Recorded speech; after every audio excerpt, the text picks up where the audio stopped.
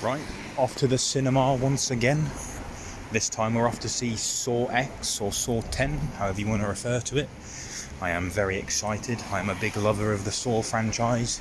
It's probably my favourite horror series, and then it's Scream. But very excited to see John Kramer back on the big screen and see Amanda again and figure out how that interlinks and stuff. That would be very cool. Did she not really die at the end of Saw 2 or what? Again, I don't really know, but we'll find out and things. But it's cool to do another double bill again today. You know, like Barbenheimer. Today has now been Saw Patrol, in which when I saw Paw Patrol earlier today, I completely forgot that it was like called Saw Patrol. But no, I'm very excited, but also kind of terrified because I've never seen a horror film in the cinema by myself. And although this isn't really like the horror that I'm thinking about with lots of jump scares, it still applies. So yeah, hopefully I enjoy it. I've heard there's a post-credit scene, so exciting. But roll the intro. After cinema, after cinema, after cinema reviews. What is up, guys? Welcome to Boomer Base. Today we are here to finish off the double feature of Saw Patrol. I have just finished at the cinema for seeing Saw X or Saw 10, the newest installment in the Saw franchise. A sort of prequel to a sequel. I'm not really sure overly where it takes place, to be honest. I think it takes place somewhere maybe between 1 and 4. That I'm not overly sure of, but I didn't need to know where it took place to understand the film. So let's get cracking with the good stuff. But before we get to the real content, if you end up liking what you see and want to see more, please subscribe and hit the bell to be notified anytime I upload. So with Saw X, some background essentially. I'm a big fan of the Saw franchise. I love it. It's my favourite horror genre. It's the horror genre I can gel with the most. In terms of there's not too many just jump scares. It's not about spooky ghost shit that can just make me feel uncomfortable just in the darkness when I'm alone or anything like that.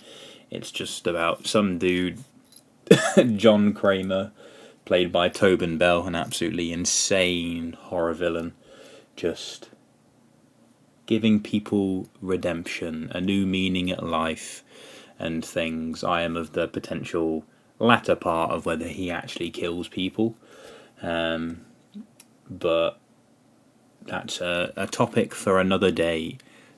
So what did I think about Saw 10 or Saw X? I'll call it Saw X just for the I don't know, I'll just call it Saw X. It rolls off the tongue better.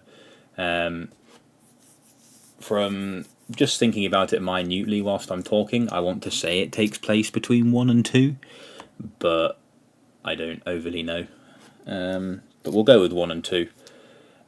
So for this, my expectations, they weren't low. They were more just, I don't know what to expect after Jigsaw and Spiral, really.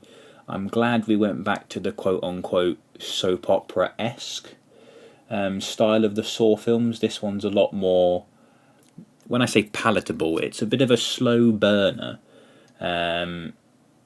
This film, well, we'll just go into spoiler warnings, as this will be the easiest way to explain. Assumingly you've watched the trailer or something. If not, essentially John Kramer goes to have this sort of jelly bean-esque treatment where it's, you know, a potential be-all cure-all that seems too good to be true, and what do you know, it ends up being too good to be true, as these people essentially con him.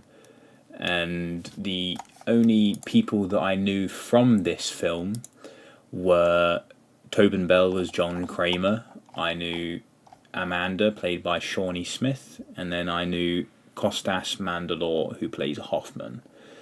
So they're all recurring characters for the Saw franchise. The only newcomer to this that I recognised was, I don't know how to pronounce her name, Sinov Makodi Lund, we'll go with. She is in a TV show I think it's a Norwegian TV show on Netflix called Ragnarok that I've watched the first 2 seasons of and really enjoyed. She plays a lady called Ran.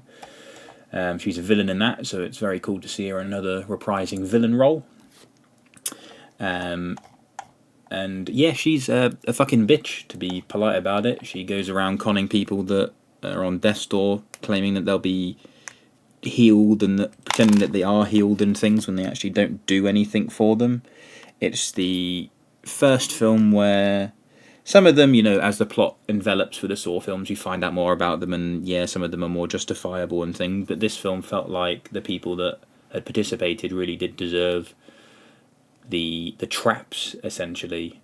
So the traps in this film are crazy, and I might say some of, if not the best of the franchise. They are disgusting in what would be a good way if you like the gore element, and there's some that do make your stomach churn a little bit. So I will talk a bit about the traps and things, but I'll try not to give away too much, but I probably will. As the first trap is the eyeball one that you see from the trailer, where he has to turn a dial that cracks his fingers, and he'll have to do all 5 of his fingers, otherwise his eyeballs get sucked out. A very, very cool trap. Loved the colours within it. I liked the blue neon vibe of the room. Very, very cool. The second one, a character has pipe bombs with galvanised wire into their arms, and they have a timer to try cut out that using knives attached to their hands with sort of big gaffer tape, giving them kind of hook-esque things. Very, very cool, very gory, very bloody, and the blood looked real. It didn't try give us that shitty CGI blood, which was so good. It was very, very gruesome, this film, and I'm glad it's going back to its roots. The next trap was a character is tied to a machine where there's some sort of wire around her neck that will sever her head. Unfortunately, I slipped and said her, but hey ho. In which the character has to cut off her femur in order to extract enough bone marrow. And that one is probably the best one out of them all. It was very gory, very gruesome. It really reminded you of the film 127 Hours, with all the sounds, and the actress that plays that character blew it out of the park, honestly. I don't want to give the spoilers of who's in each of the traps, so I'll try to stick away from names. But wow, very, very good. The next trap, the character had to essentially cut their skull open and extract a big enough portion of their brain to get a key. Otherwise they'd be put in this sort of Iron Maiden burning thing that went over their face. Very, very gruesome, and did remind me of the Hannibal thing where he has to eat part of his brain. It did make me feel a bit woozy, but it was a very gruesome trap. The next one, the character had to essentially they were propelled up in the sky, and they had to bash their arm and leg out whilst there was radiation going on them, and the radiation's intensity increased. A cool trap, but probably the worst out of the lot. As I don't know if it's just me, I'm not the best of hammering things, let alone whacking, and the character was hitting very accurately for every hit. But hey ho, it's not for me to pick and choose or take apart. It was still a very cool trap. And then the last one was a blood waterboarding thing with a lever. That was pretty cool. Quite tame all in all, but cool. And then the very last one was a toxic gas that burned you, and you had one space for a head to go through, and that was again quite tame, but it rounded off with the twist at the end, which was nice. I wasn't overly predicting it, so that was nice in itself. But again, I'll try not to talk about too much of the spoiler, as in the specifics. It like this film isn't like any of the predecessors of the Saw films. It's pretty much John's story. It's all from his point of view, and we do feel for John. Like, I felt for John. I understand why he did that. If I was him and that happened to me, God, if I had the technical know-how of John, I might even do what he did.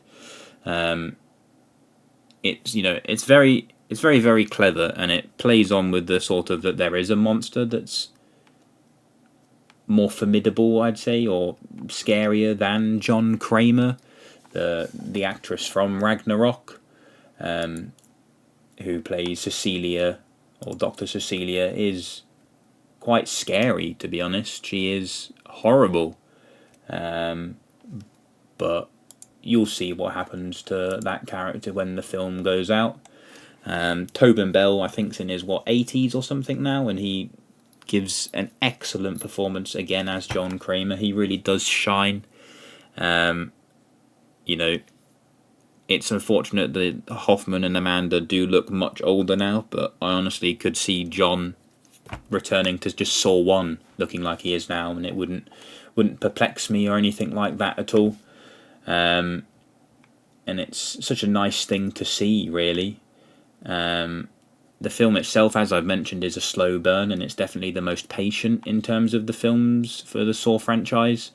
And it does take a while for everything to start getting down to the, you know, the nitty gritty, so to speak. But once it does, it's just fast pace.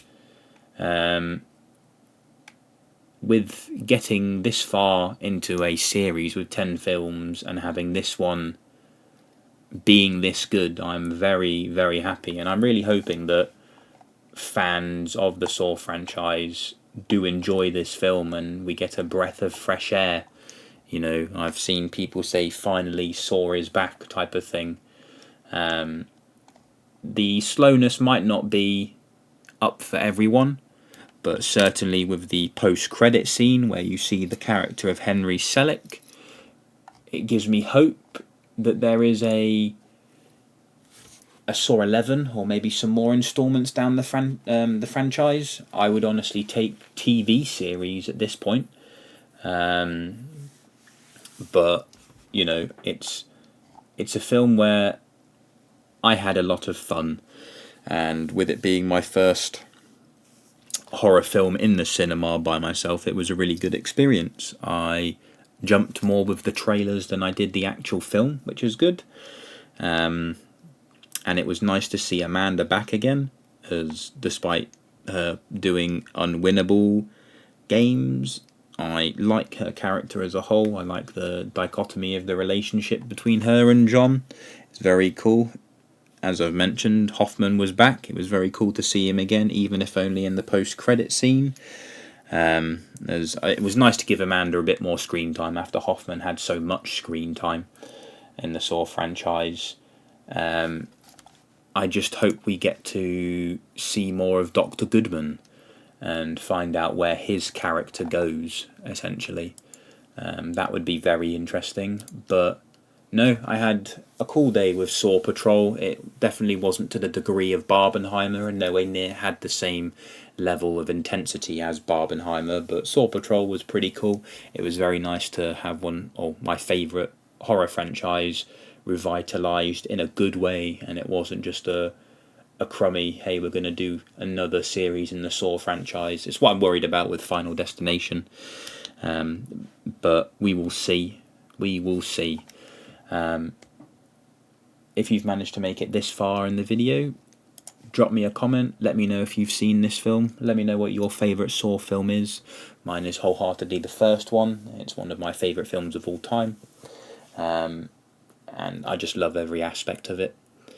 And the Saw soundtrack that I think is John Kramer's, or the ending song, essentially. I don't actually know what it's fully called, but I love that as a piece of music for a film. And I love hearing the game over. It's one of my favourite quotes. But yeah, if you liked this video and you liked hearing about the new Saw film and want to see more videos, please check out my other videos. I'm doing more this Halloween season for genre specific. But don't forget to like, comment, subscribe, all that good stuff, and tune in to the next video. Toodle pip. Hey, thank you for watching the video. Click the button to keep watching, or click the other video for more videos, and don't forget to subscribe. Thank you.